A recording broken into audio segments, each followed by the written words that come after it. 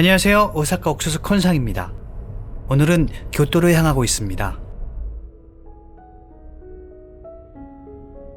교토라면 다들 아시는 대로 일본의 옛 수도이자 지금은 마음의 수도라고 하는 곳이죠.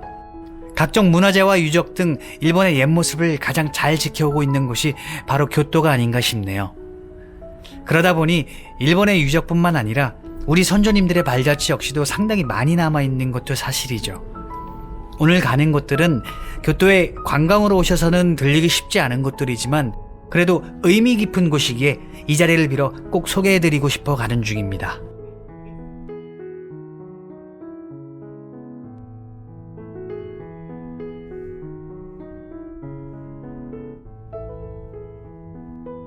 지금 이 앞으로 보이시는 곳이 일본 옛 황궁터입니다. 코우덴 텐노가 이곳에서 즉위해서 메이지 텐노가 도쿄로 이사가기 전까지 500여 년간 텐노의 거처로 사용됐던 곳이라고 합니다. 얼핏 봐도 엄청난 규모에 놀래가며 한참 직진을 하다 보니 오늘의 첫 번째 목적지가 나타났네요. 시인 정지용님과 윤동주님이 유학하셨던 도시시아 대학교를 찾아왔습니다.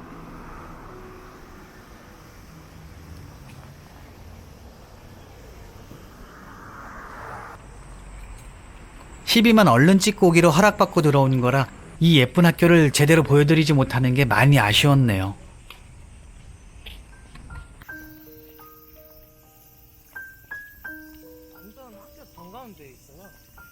이 벤치에 앉아서 시비를 바라보며 글을 쓰다 보면 시간 가는 줄 모르겠다 싶었어요. 저희를 먼저 맞아준 정주영님의 시비입니다. 도시시아 대학교에서 영문학을 전공하셨고 해방 후에는 이화여자대학교 교수가 되었습니다. 1948년에 윤동주님의 유고 시집 하늘과 바람과 별과 시에 서문을 쓰셨고 이에 앞서 윤동주님의 유고시 쉽게 쓰여진 시를 세상에 처음으로 알리셨습니다. 정지용님의 시비 왼편으로 윤동주님의 시비가 있었습니다. 두 분은 생전에 한 번도 만나본 적이 없다고 해요. 그럼에도 선배를 존경하고 후배를 아끼셨던 두 분의 마음을 담아 한 곳에 시비를 모시게 되었다고 합니다. 정지용님 시비에 적혀있는 앞천이 바로 이곳 카모가와입니다. 카모가와를 건너자마자 좌회전해서 강변을 따라 쭉 가다 보면 윤동주님께서 처음 잡혀와 취조를 받았다고 하는 시모가모 경찰서가 나옵니다.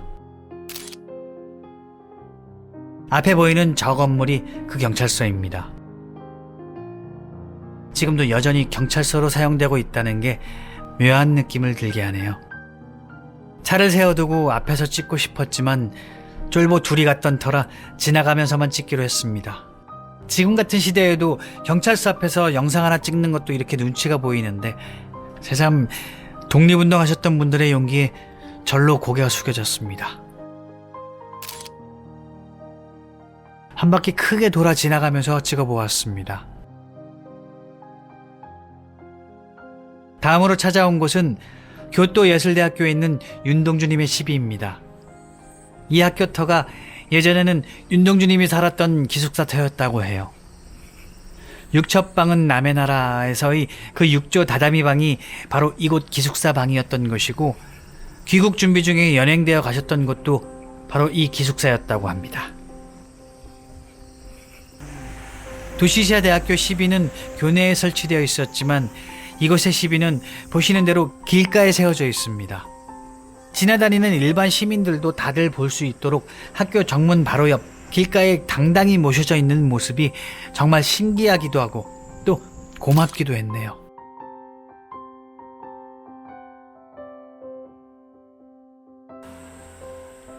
시비 바로 맞은편 길 건너에 있는 이 무궁화는 과연 우연이었을까요? 마지막으로 발길을 향한 곳은 이곳에서 차로 40여 분을 이동하면 나오는 우지강변입니다. 일본 10엔짜리 도안에 있는 교도인이 있는 곳이에요. 그 당시 하구분들과 송별회를 겸해서 찾았던 우지강변. 그때 찍은 것이 자신의 생애 마지막 사진이 될 줄이라고 꿈에서조차 알 수 없었을 거라 생각하니 가는 길 내내 마음이 먹먹했습니다. 부디 그날만큼은 한없이 즐거우셨길 바랬어요.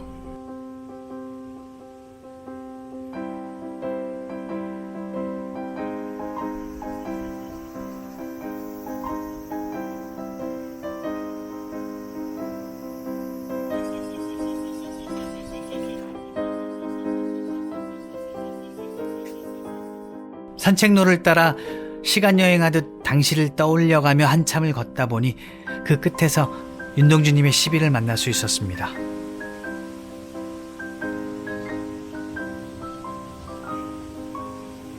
이 시비는 윤동주 기념비 건립위원회가 12년간을 노력한 끝에 세울 수 있었다고 해요.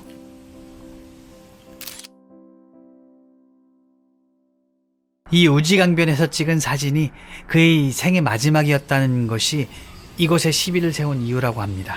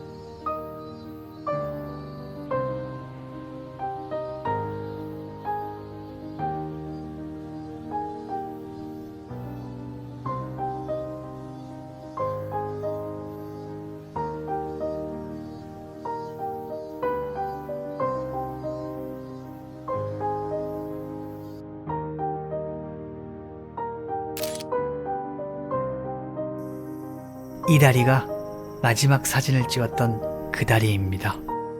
이전부터 불량선인으로 지목되어 감시 대상이었던 윤동주님은 1943년 7월에 독립운동 혐의로 체포되었다가 이듬해인 1944년 3월에 징역 2년을 선고받고 후쿠오카 형무소에 수감됩니다.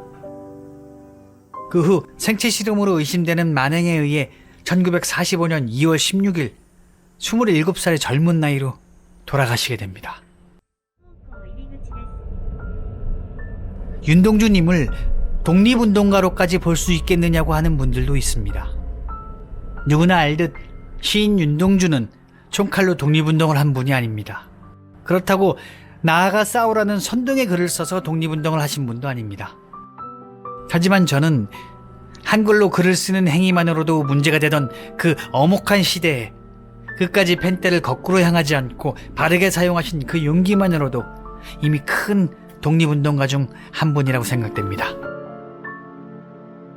지금을 살아가는 우리들도 비겁하게 살 때가 너무 많은 줄 압니다. 표리부동하지 않고 양심을 거스리지 않고 살 수 있도록 용기를 내어보며 오늘은 이만 인사드리겠습니다.